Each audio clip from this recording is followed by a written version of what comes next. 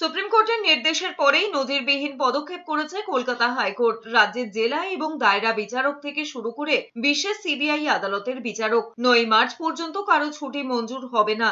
শুধু তাই নয়, যারা ছুটিতে রয়েছেন তাদেরকেও কাজে ফেরার নির্দেশ দেওয়া হয়েছে। একমাত্র মেডিকেল ব্যাকগ্রাউন্ডে ছুটি দেওয়া হবে।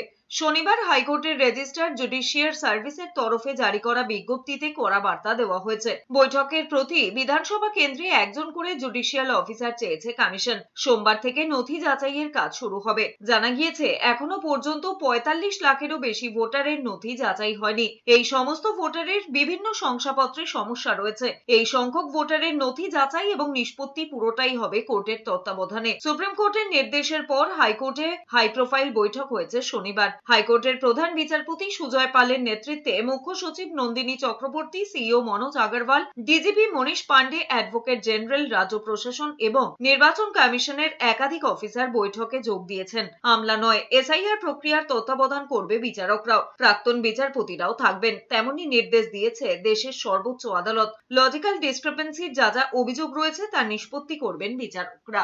জেলা ভিত্তি অ্যাসেম্বলি ভিত্তি আমরা সব ডেটা দিয়ে দেবো।